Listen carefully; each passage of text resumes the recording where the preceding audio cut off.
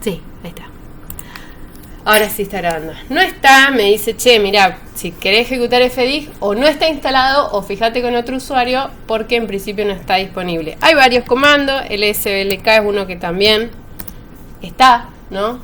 También uno podría hacer df. Fíjense que el SBLK sí me deja, ¿no? Y acá yo puedo ver esto. Y dijimos que era, alguien dijo, es un archivo el disco, ¿no? Yo tengo este disquito físico, adentro del sistema operativo se traduce como un archivo. ¿Qué archivo sería en este caso? ¿Cómo se llama el disco en este sistema operativo? Exacto, ¿no? Ese sería el nombre, pero el nombre completo del archivo, porque dijimos que un disco se representa por un archivo. Bien, vamos, exacto, está en el /dev, ¿no? Donde están los dispositivos. NB. Estamos repasando, yo por eso, yo sé que puede resultar una obviedad, pero como tuvimos las vacaciones de invierno y hace frío, eso, es importante repasar. Entonces dijimos, es un dispositivo de bloque, ¿no? Que está guardado en el /dev, y esto es lo que representa a mi disco, ¿no? Esto es lo que ya ustedes ya conocen de esto, ya estuvieron trabajando con particiones, estuvieron trabajando con estos discos. Acá, ¿cuántas particiones tiene ese disco? 3, ¿no? La P1, la P2, la P3. Uno tiene, ¿qué tiene el BUTEFI?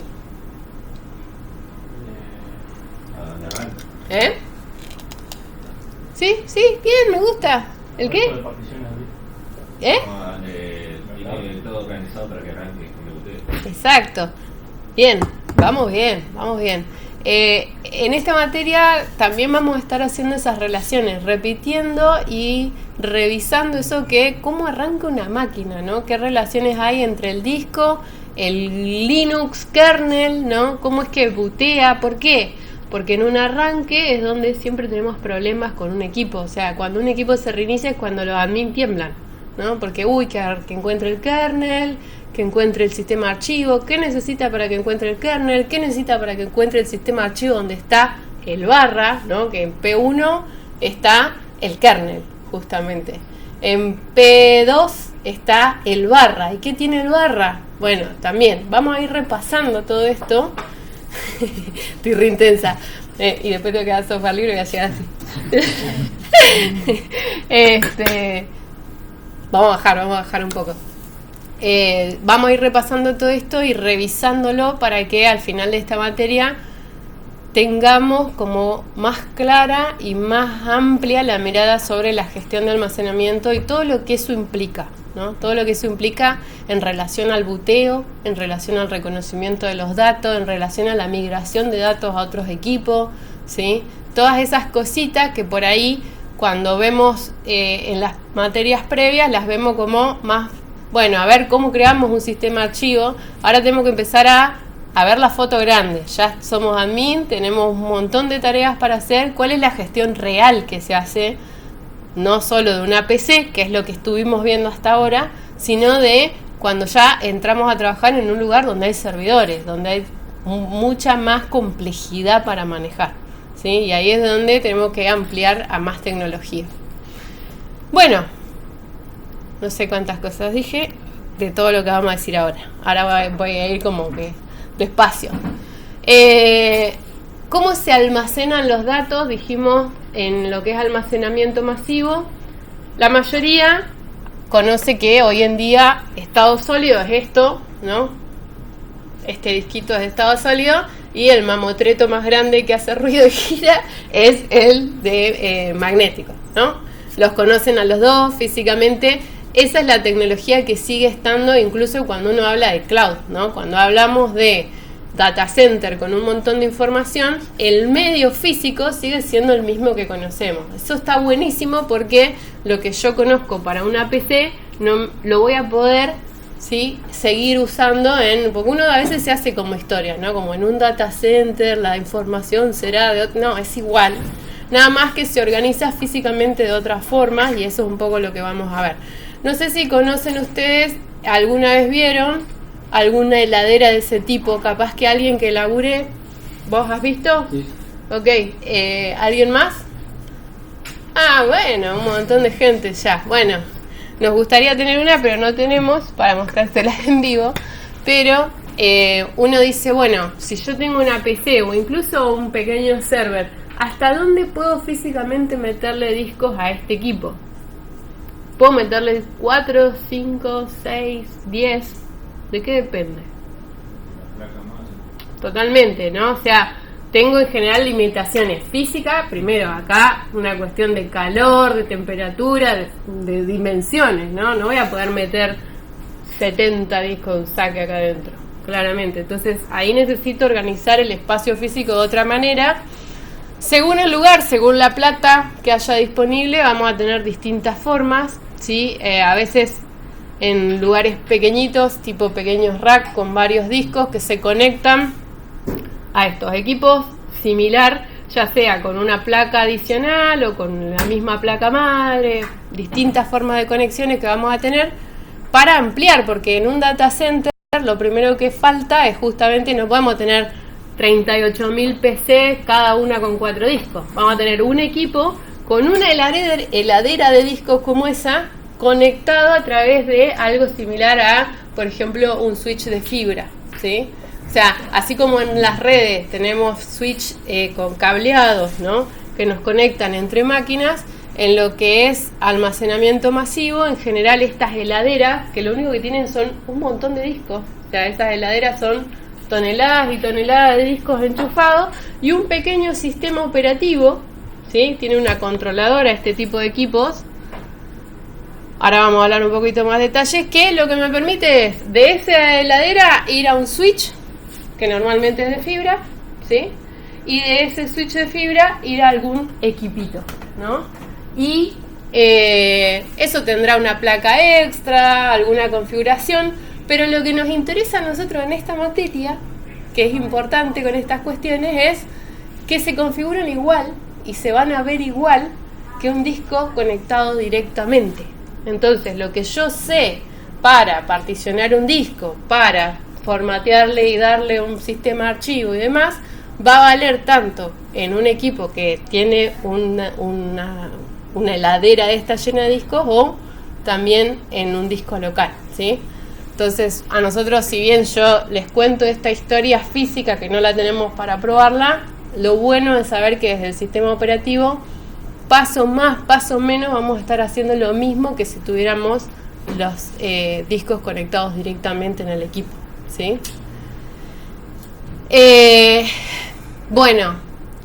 En el sistema operativo, como dice ahí, todos estos discos, ya sea si vienen de una SAN, que es esta cosa de acá, esto podría ser un NAS, pero el NAS es similar a, ¿saben lo que es un NAS?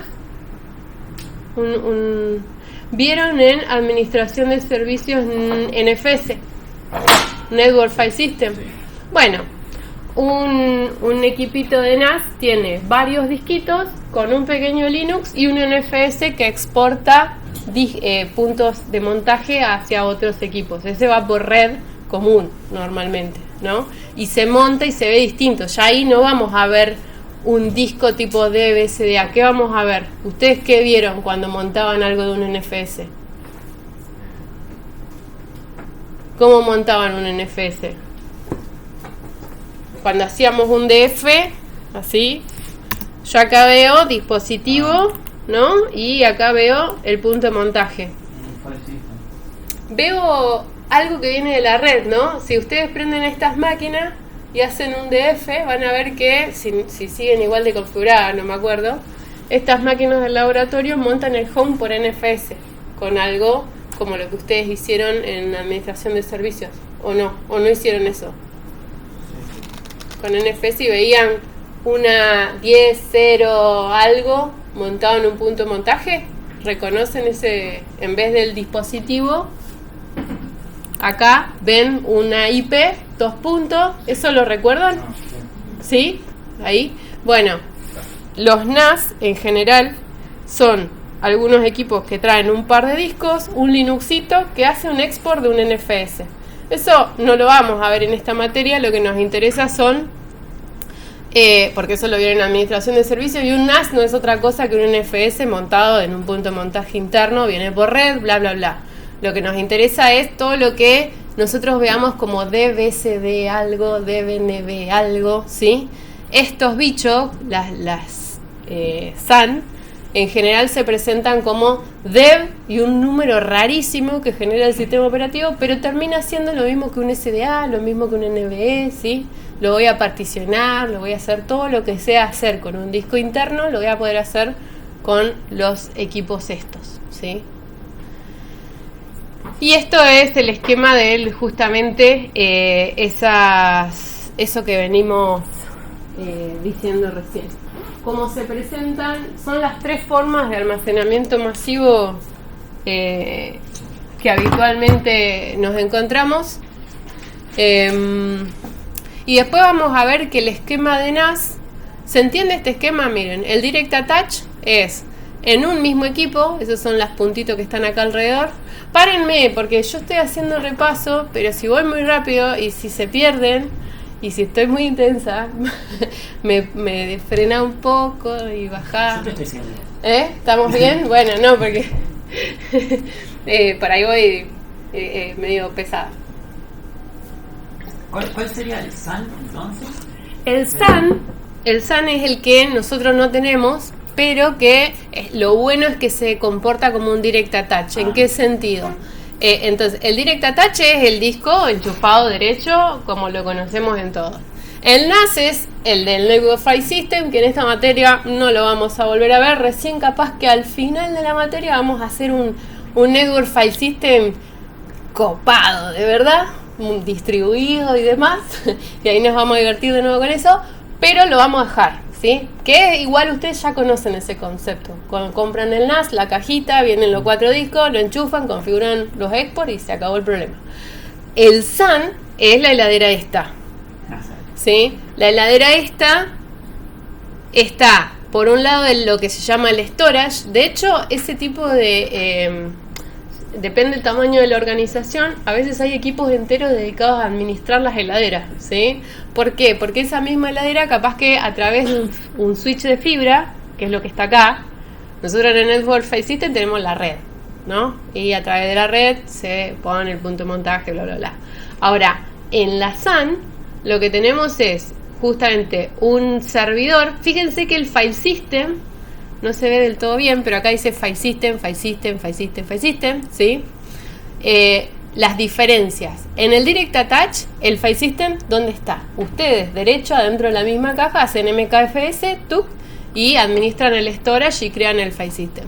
En el NAS, en lo que ustedes conocen como NFS, el File System, el MKFS, se hace del lado del server, ¿verdad? Y lo que hacen es exportar ese NFS, pero no hacen del lado del equipo que monta. Acá está la aplicación, ¿no? Del lado del equipo que monta eso, ustedes no hacen MKFS, simplemente hacen mount de la 10, 0, bla, bla, bla, en MNT. Y el NFS a través de la red hace no saben ni qué hay del otro lado. Si hay un X2, un X4, un XFS, del otro lado no saben lo que hay. O revelación, ¿no? Como esa parte hay que repensarla, estoy repasando. En la SAN es como este. ¿Qué significa que es como este? Fíjense, ¿quién hace el File System? La cajita que tiene la aplicación, el servidor, ¿sí? Por eso les digo que se comporta igual que un Direct Attach y no hay que tenerle miedo en el laburo cuando nos digan y esto viene de la SAN. Hay que tenerle un toque de miedo, ya después hablaremos por qué, pero no tanto, ¿sí? ¿Por qué? Porque lo puedo manejar igual que un disco físico directamente conectado, ¿sí? ¿Qué va a ser la diferencia? Que por un lado hay un switch de fibra en el medio, que mi servidor probablemente tenga una placa dedicada para eso, es decir, que va a haber una plaquita acá con 2 fibras, o depende de la redundancia que se le quiera dar, que van al switch, y del switch van a la heladera esa que vieron, ¿no? Ahora, toda esa infraestructura física, a la hora de manejarla desde el sistema operativo, yo la voy a manejar igual que un Direct Attach, ¿sí? Le voy a poder hacer un MKFS, le voy a poder hacer una tabla de particiones. Tengo que saber que viene de la SAN, Después veremos por qué, cuando veamos más conceptos de RAID y demás. Pero en realidad, si yo lo quisiera particionar, montar igual que un dispositivo directamente attach al equipo, lo puedo hacer, ¿sí? Entonces esa es la parte importante de la SAN. No es para tenerle nada, no es nada loco. Ahora, justamente esos equipos, esa SAN, en general, a través de ese switch de fibra, no se van a conectar a un server, se van a conectar a varios. Y a cada uno le van a presentar disquitos, ¿sí? De todo ese mamotreto de disco que tiene guardado ahí, unos van a ir para aquel equipo, otros van a ir para aquel equipo, ¿sí? Es como que presenta discos a varios equipos, porque son equipos muy caros, ¿sí? También podría ser que una SAN entera esté dedicada a un servidor, pero lo más común es que compren la SAN, alguien administra la SAN, hay alguien, ese equipo grande en general tiene un sistema operativo propio, que normalmente es un Linux, ¿sí? Que está ahí metido y que lo que va a hacer es, a través del switch de fibra, decir: este disquito va para este equipo, este disquito va para este equipo. Pero desde el lado del equipo yo lo voy a ver como si fuera un direct attach con un nombre raro, ¿sí? Nada más. O sea, voy a ver un dev y sobre eso voy a poder hacer un MKFS. Así que todo lo que veamos para direct attach va a valer también para este tipo de tecnología, ¿sí? ¿Me siguen? ¿Hasta ahí? Ok. Bueno, estamos dentro del sistema operativo. Esto también es lo que ustedes ya estuvieron viendo. Tenemos más o menos el esquema, ¿no? Es las aplicaciones. Las aplicaciones hacen uso de los system calls, es la interfaz con la cual se comunican con el kernel, ¿sí? Y hay lo que llama el Virtual File System, que hace como una capa homogeneizante entre los distintos sistemas de archivo. Es decir, que para las aplicaciones, mucho de lo que nosotros hacemos abajo no importa, ¿no? Si creamos un XFS, si creamos un X2, ¿recuerdan esos nombres? Los sistemas de archivo. Si viene de red, si viene de una SAN, para la aplicación le es lo mismo, ¿sí? Le es homogénea la visión. Ahora nosotros sí nos vamos a meter en este sector, en esta unidad, ¿sí? En todo lo que es File System, mirando los File System con una mirada un poco más profunda, ¿sí? De qué características tienen los File System. ¿Vieron ustedes características de File System? ¿O simplemente crearon uno, otro? ¿Hablaron un poco de ese tema? No, tenemos a Rodri para preguntar. Les mencioné que había características distintas, pero no indagamos. Bueno, buenísimo. No, porque justamente, aparte con Rodri ahora nos vamos a poder coordinar mejor, a ver cómo nos distribuimos los temas, porque a veces nos repetimos o bueno, podría yo tirarle a él más. Claro, que haya algún hueco de... Bueno, esto ya lo vieron. Claro. No, yo sí. Yo lo he visto con Rodri, no me digan que no lo vieron, porque yo confío en Rodri. Así nos vamos. No, sí, la idea es repasarlo porque también, obviamente, uno lo ve en una materia y después hace como una especie de lavado mental y se olvida la mitad, ¿no? Entonces, acá como lo vamos a usar bastante, necesitamos también volver a pasarlo por la memoria. Bueno, este sería como el esquema dentro del sistema operativo. Hay un montón de drivers de file system, ¿sí? Cada file system es, y acá es donde vamos a empezar a mirar también eso, es una pieza de software como cualquier otra, ¿no? O sea, cada file system tiene un grupo de desarrollo atrás, una licencia, ¿sí? Entonces vamos a mirar también ese aspecto de decir, bueno, ok, ¿hay sistemas de archivos privativos? ¿Qué piensan? Sí, ¿y qué condicionamientos pueden llegar a provocar en un sistema? ¿Están todos siempre disponibles? Si no pagaste la licencia. Claro, o sea, yo puedo tener, me dijeron, che, Miriam, tomá, acá está cómo vamos a salir adelante en la Argentina en los próximos 20 años, pero, ¿no? Estaba en un file system privativo.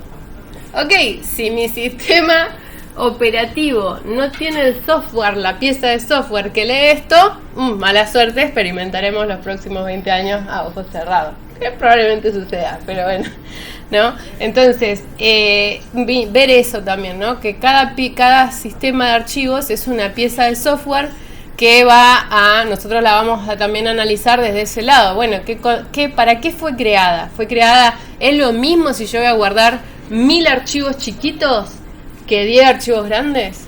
¿Voy a elegir el mismo sistema de archivo o va a cambiar eso? ¿Cuál es un buen criterio para seleccionar un sistema de archivo? ¿No? Todas esas preguntas, bueno, son preguntas que cuando hacemos gestión de almacenamiento masiva a nivel ya más profesional tenemos que también tener presente, ¿sí? Entonces vamos a estar charlando un poco de eso en esta materia. Loop Devices. Estoy yéndome rápido, 16:42. Bueno, Loop Devices. ¿Saben lo que es un loop? ¿Los han visto? Quien tiene Ubuntu probablemente lo vio dando vueltas, ¿no? ¿Alguien no? Acá sí voy a decir que sí, eso lo tiene que lo han usado, claro, bien, exacto, los vamos a usar en el mismo sentido que los usaron con Rodri. Le hace, como no tenemos muchos discos, vamos a refrescar esta idea, por varios motivos lo vamos a usar. Por un lado, para poder ver internamente, sin romper nuestros discos, ¿qué pasa cuando creamos las distintas estructuras dentro de un disco? Algo que vamos a mirar mucho en esta materia es ya dejar de pensar en algo, bueno, ahí adentro hay una tabla de particiones, bueno, ahí adentro hay un sistema de archivos, sino poder efectivamente verlo y decir, ok, acá está la tabla de particiones, acá está el sistema de archivos, y ver efectivamente los bytes que representan, porque nos interesa mucho en esta materia el concepto de metadatos, ¿no? Es decir, todos esos datos que no son los datos reales del usuario, de las aplicaciones, pero que van a consumir espacio en nuestro almacenamiento y que tenemos que tener presente para no corromper, sobre todo. ¿Por qué digo esto? Porque todas las tecnologías que vamos a estar incorporando también tienen sus propios metadatos, sus propias estructuras, y vamos a empezar mirando la tabla de particiones y el sistema de archivos, que probablemente lo hicieron con vos eso también, pero después vamos a empezar a mirar las otras estructuras, ¿sí?, que se van creando adentro a medida que aumentamos la complejidad de la gestión del almacenamiento. Para poder ver eso, una de las herramientas que podemos usar son los Loop Devices, que nos permiten tomar algún archivito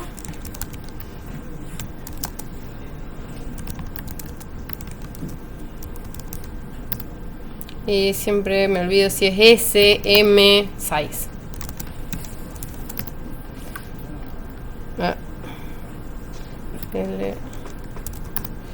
Ahí está, ¿no? Ahí tengo un archivito de 500 megas que acabo de crear, ¿no? Y los Loop Devices, ¿qué me van a permitir hacer?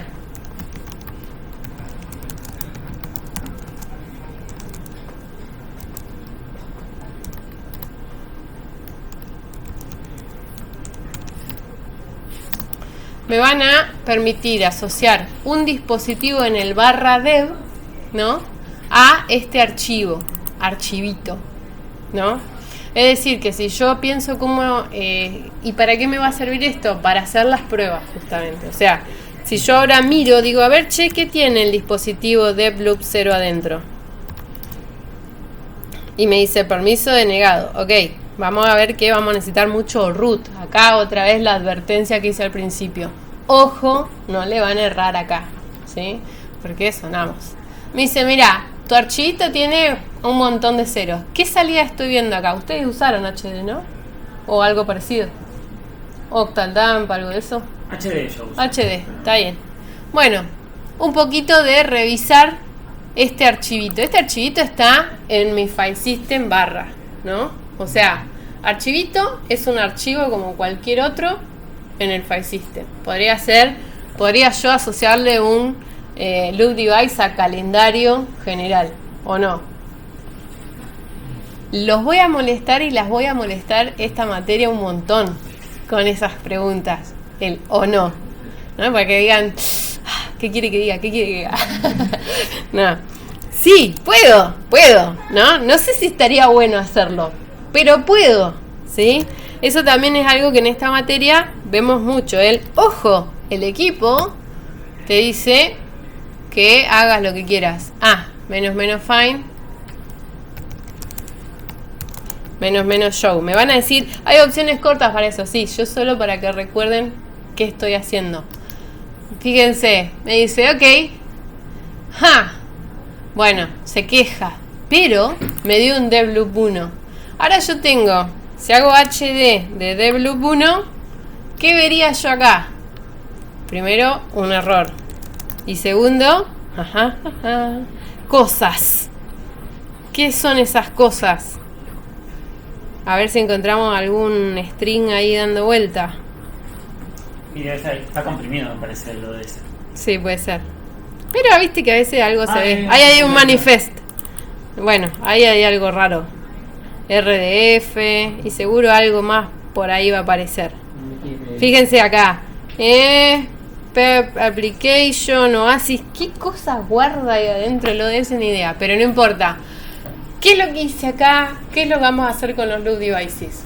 Justamente tenemos archivos en nuestro sistema de archivos. Cualquier archivo, yo archivito era uno vacío, por eso se vio el 0000, ¿sí? Acá no hay nada, me dice, mira, desde la primer dirección a la última dirección hay ceros, por eso este asterisco acá, ¿sí? Estas son las direcciones, la dirección 0 a la dirección 1F4, ¿en qué base está esto? Bien, hexadecimal, exacto. ¿Y qué es lo que me está diciendo? Acá no hay nada adentro.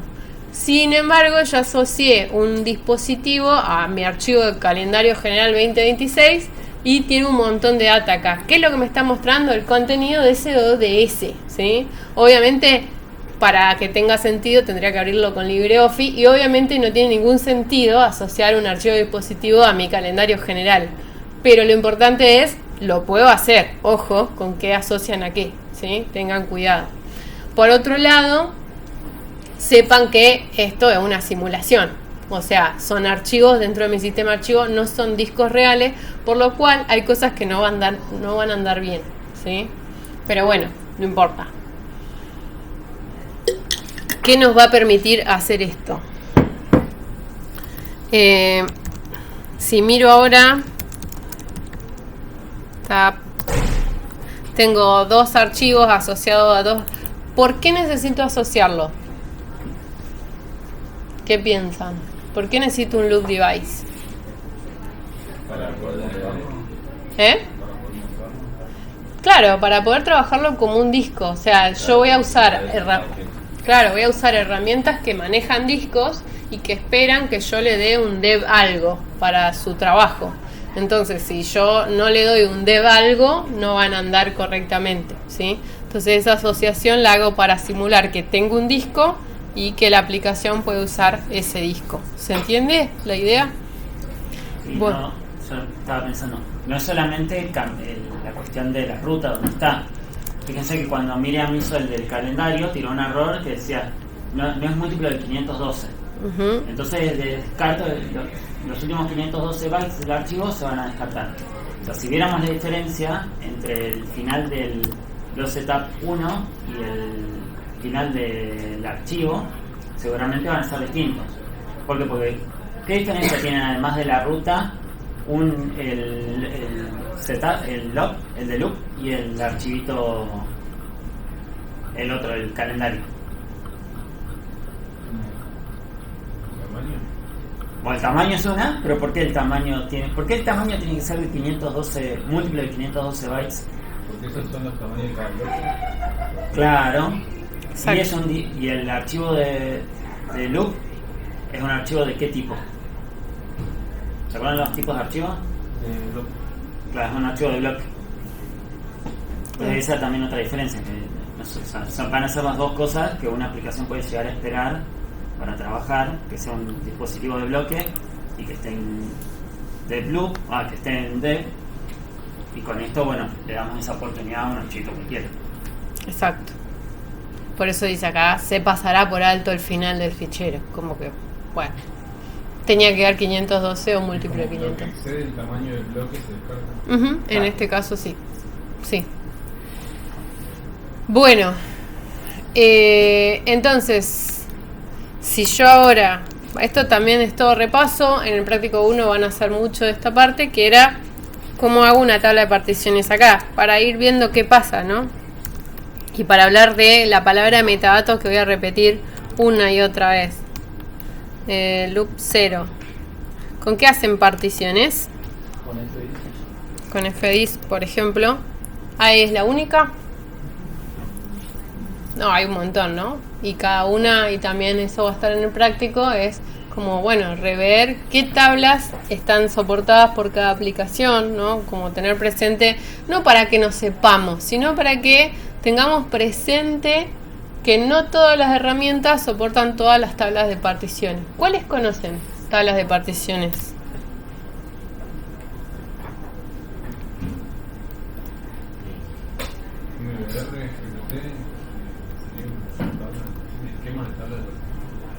¿Qué pasó acá?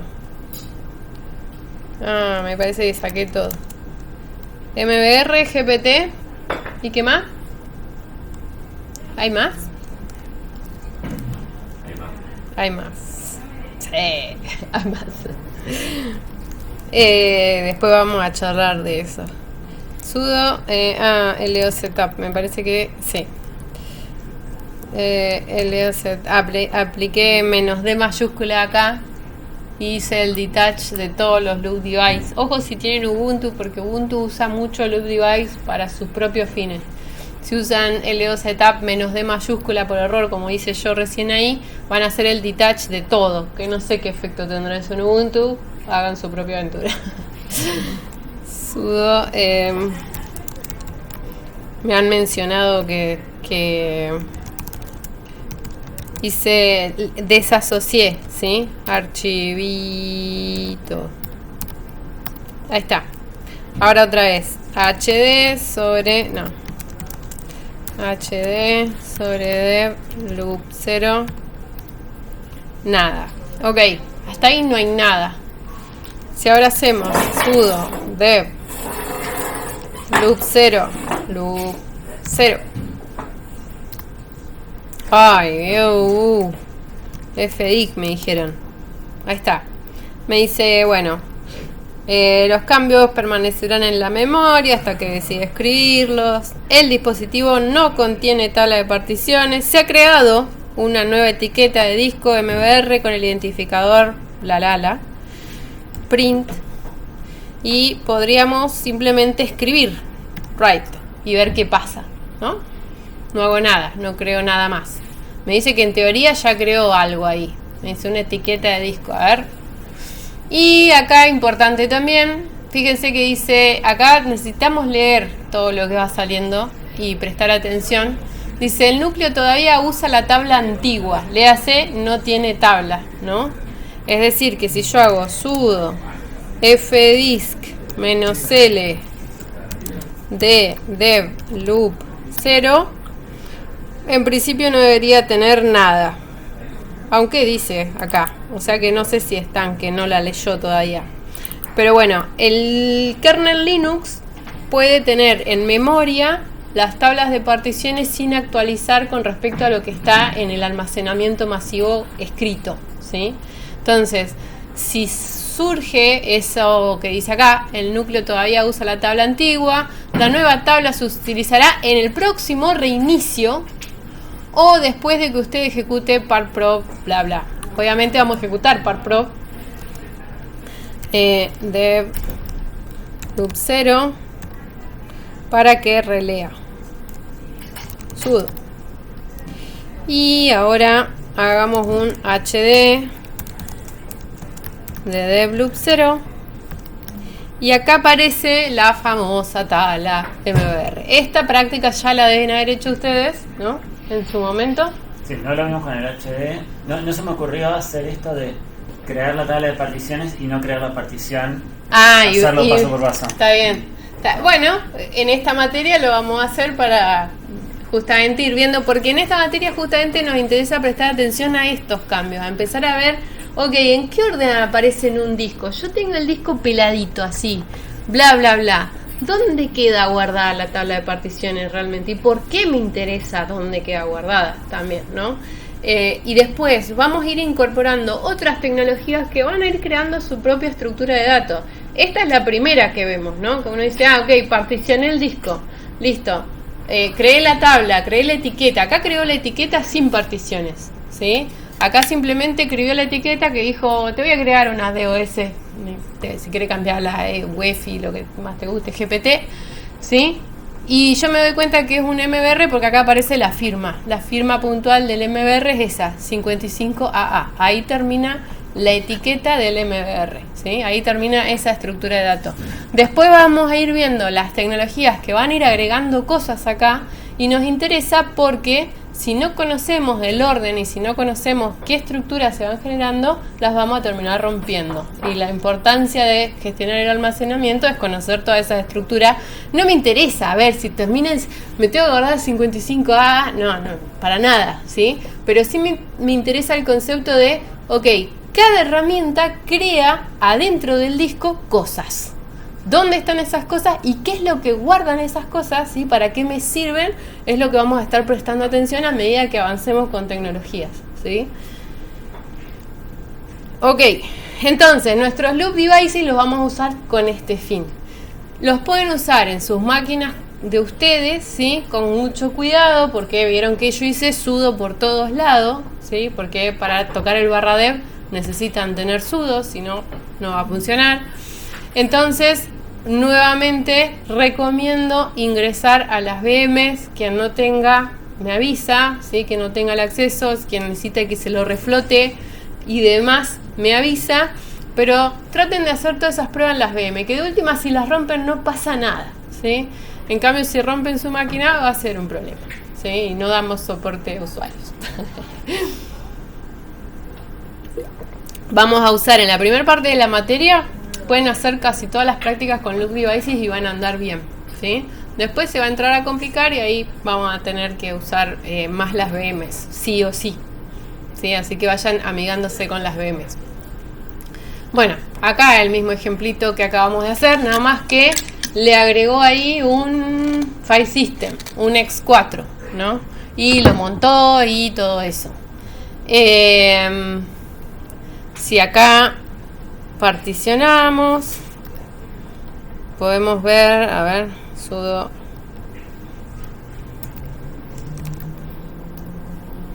print new pa listo, print, ahí hay una partición, ¿no? Y fíjense acá otra vez, y acá la importancia del parprop. Fíjense que está el devloop 0 de tipo bloque, todo lindo. Exacto. Entonces, para que aparezca, tenemos que hacer el parprop, recuerden, ¿sí? Entonces, parprop, otra vez, o el partx, cualquiera de los dos.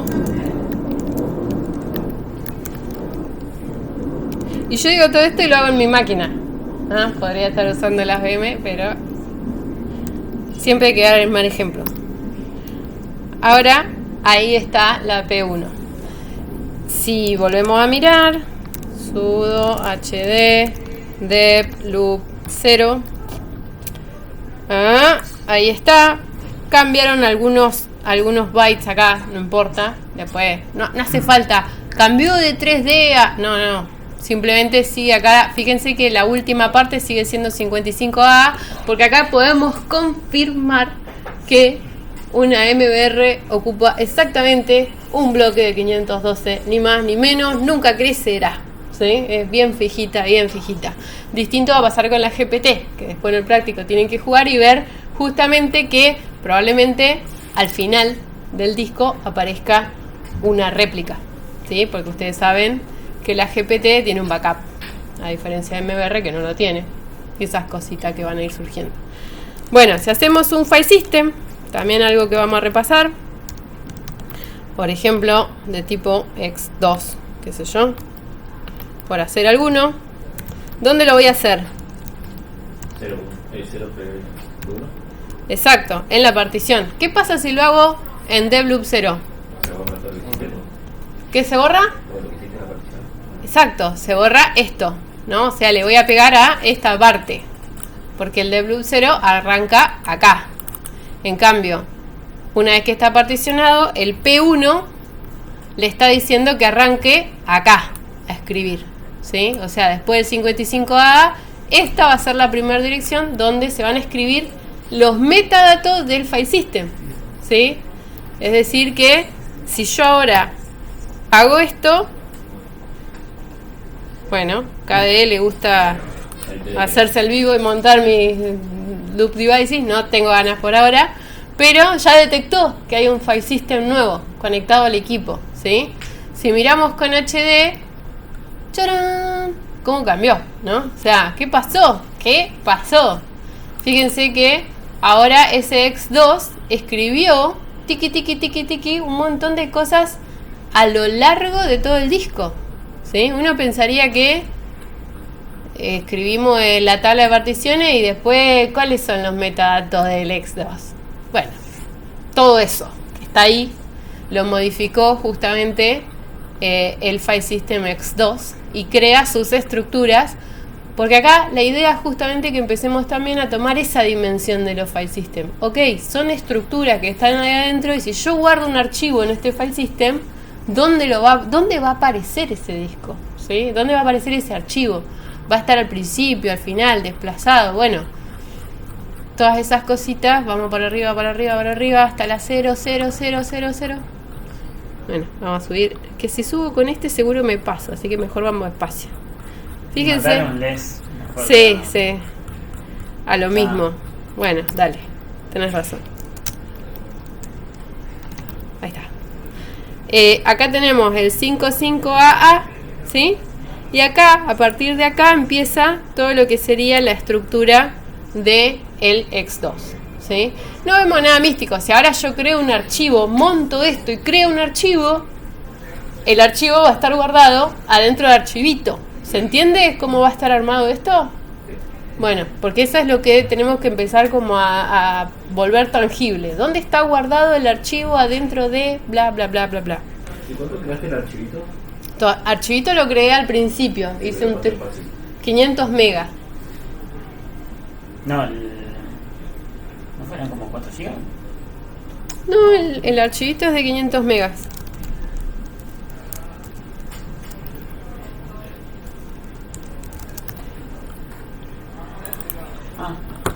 ¿Qué pasa si lo monto? ¿Se vuelve loca? ¿Qué voy a montar? Mount, loop 0. Loop 0. Vamos a hacerle un punto de montaje. Bueno, no. Sudo, mount. ¿Cómo monto? Dev. Loop 0. ¿Monto de loop 0? Lo monto, ya que me dicen, lo monto. ¡Falló! ¿Por qué falló? Exacto. ¿Dónde está el sistema de archivo? En P1, ¿no? Entonces, tengo que poner acá P1. Y lo hace en la máquina propia. Ahí va. En el MNT ahora tengo supuestamente este dispositivo montado con disponible 466 megabytes. Claramente no son los 500 porque nos comimos datos, metadatos del sistema de archivos y de la tabla de partición, ¿sí? Todo esto es repasito. Pero ustedes van a justamente trabajar más con esto. Bueno, ¿qué hora estamos? Son las 5. A ver, déjenme ver hasta dónde vamos a llegar. Hasta acá, ahí. Vamos con particionado, haciendo el repasito, cosa de que el jueves puedan arrancar con el práctico, ¿sí? Igual lo podemos poner y que vayan avanzando por donde. Sí, porque han hecho particiones. Sí, eso. Todo eso va a estar bien. Bueno, ¿qué recuerdan entonces de particionado? Ya medianamente dijeron, ¿no? MBR, GPT. La idea es que acá también veamos qué relación hay entre eso y el buteo de una máquina, ¿sí? ¿Hay relación o no hay relación? ¿Qué piensan? Sí. Son las únicas... pensé que me... Hay relación, ¿no? O sea, y eso hoy en día se nota mucho. Antes era como que uno estaba con solo MBR y parecía que todo era MBR en la vida. Ahora parece que todo es MBR y GPT, pero además hay otras tablas de particiones en sistemas privativos. La forma en que se particiona un disco puede no ser ni GPT ni MBR, ¿sí? Entonces uno tiene que abrir un poco la cabeza a, ok, nosotros vamos a trabajar con GPT y MBR, pero podrían haber otras formas de particionar y eso va a tener relación a cuando la máquina bootea, cómo encuentra el kernel, porque ese es el punto, ¿no? O sea, cómo logro yo que una máquina bootee, el gestor de arranque, la BIOS, todo ese procesito que vamos a ir repasando, ¿sí? Tiene que coordinarse con poder encontrar la tabla de particiones, el sistema de archivo, adentro del kernel, ponerlo en memoria y pasarle el control. Todo ese proceso está vinculado, ¿no? Entonces también vamos a ir viendo esas relaciones.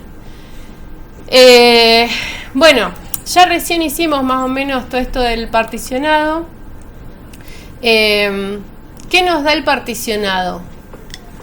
Porque el particionado tal vez uno podría decir, y si no, no particionemos nada.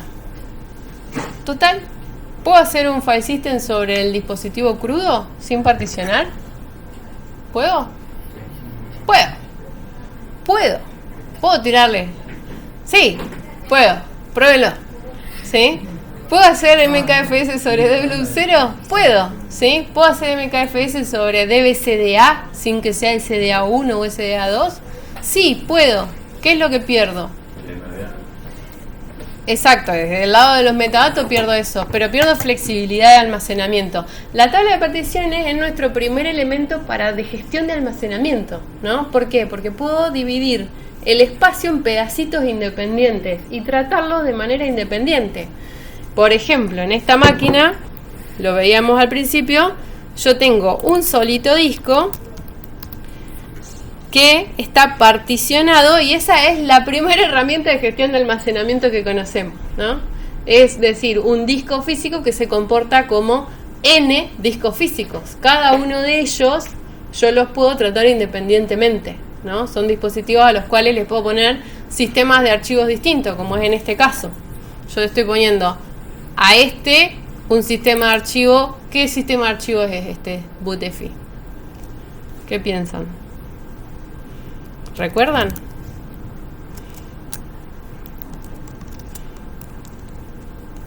¿Qué sistema de archivos conocen? Igual eso lo vamos a ver la clase pasada, el que viene, pero volver al futuro.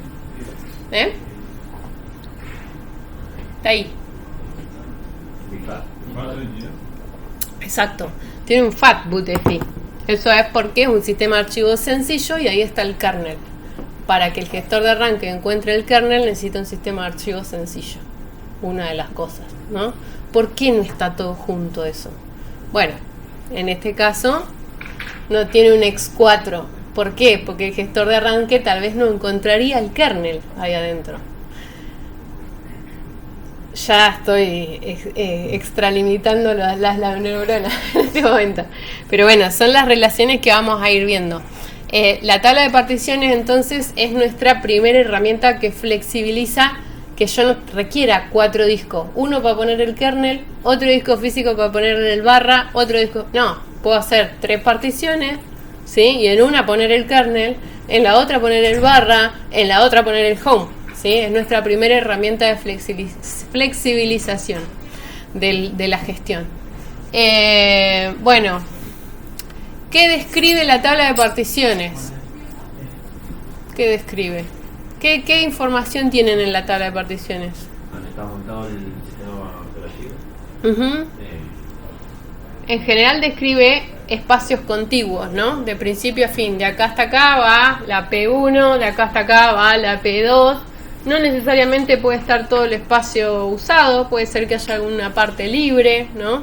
Pero son todos definiciones de qué file system está ahí, qué etiqueta tiene, ¿no? Tienen etiquetas, pero es una información bastante reducida. ¿Dónde está alojada la tabla? En el propio dispositivo. No está guardada en un archivo aparte. Y esto va a pasar con todas las estructuras de metadatos que vayamos viendo. Siempre van a estar guardadas en el propio dispositivo, ¿sí? Y el siempre hay una excepción, pero la veremos más adelante. Hay en otros equipos de hardware distinto, pueden aparecer tablas de particiones distintos. Igual lo importante es generalizar el concepto. Es decir, yo sé que la tabla de particiones me permite agarrar un disco y dividirlo en pedacitos y usar en distintos file systems. Si es un equipo raro con una tabla de partición rara, va a ser la misma idea. Y de hecho yo acá creo que les dejé, por ejemplo, esta es una tabla de un Spark, un Solaris, ¿sí? Es una tabla distinta, no es la del GPT, no es la del MBR, pero sin embargo va a terminar con archivos en dev, SDK, dev no sé qué, que van a ser pedacitos de los discos, mismo concepto, implementado de una manera distinta.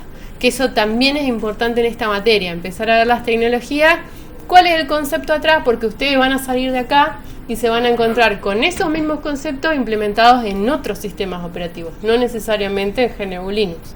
Y sin embargo la idea va a ser la misma. Entonces ustedes van a decir, y de hecho ahora me encontré con un estudiante que está trabajando en un lugar lleno de Windows y me decía, y vi que había RAID. Sí, porque también va a estar, ¿sí? Y ya sabía lo que era. Y bueno, esa es la idea, que nosotros ¿cuál es el concepto? Tabla de particiones. ¿Es medianamente siempre lo mismo? Sí.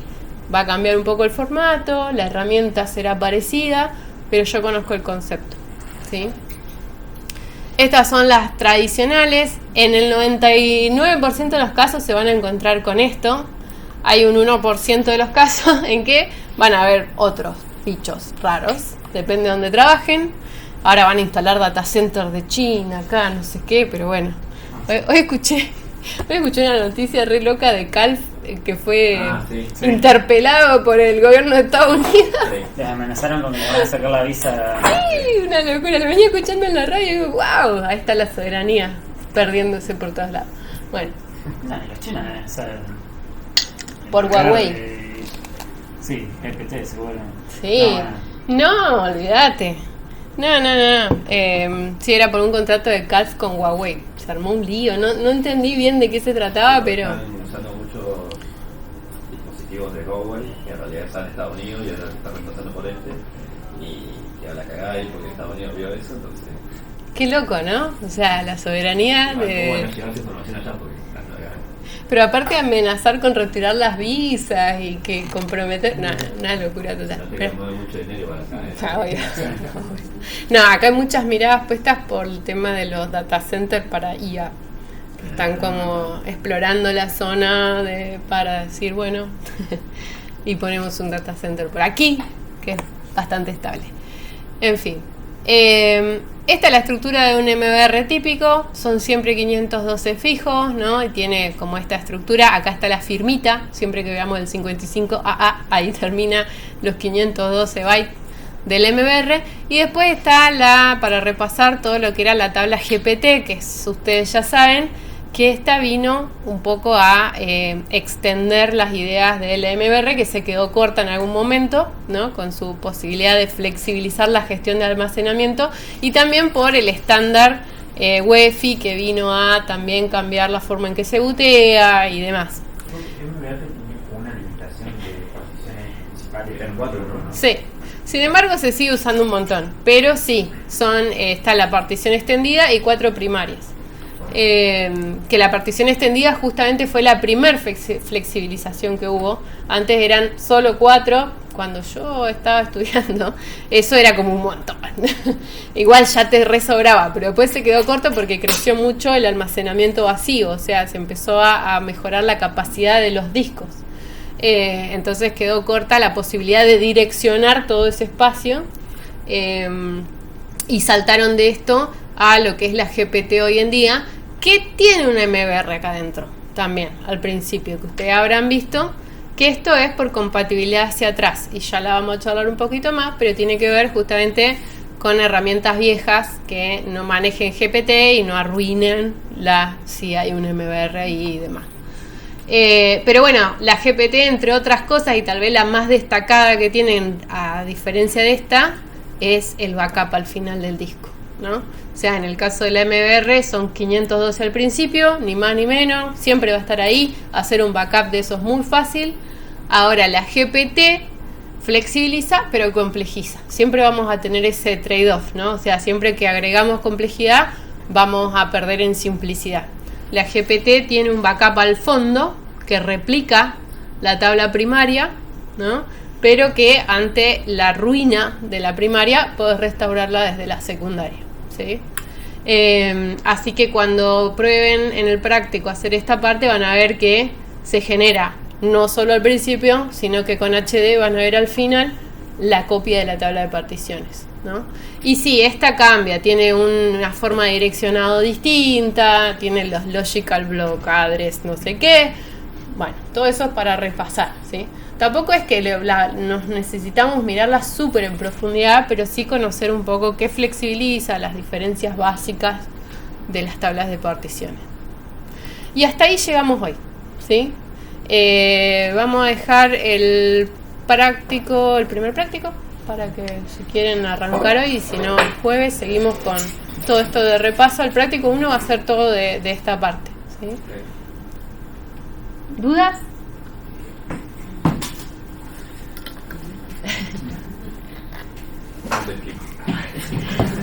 ¿Por dónde arranco? Obviamente yo fui así medio rapidito, pero en el práctico vamos a tomar más tiempo para hacer mirada esta.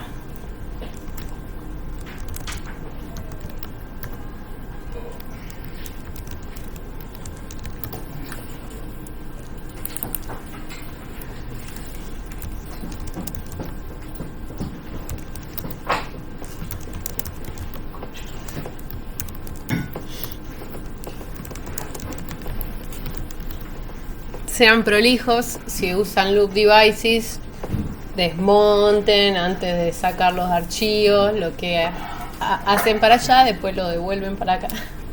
Y así. En el reinicio se va a autodestruir todo.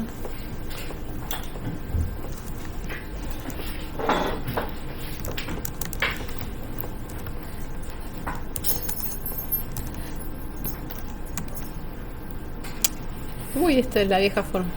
Se me cayó una neurona ahí.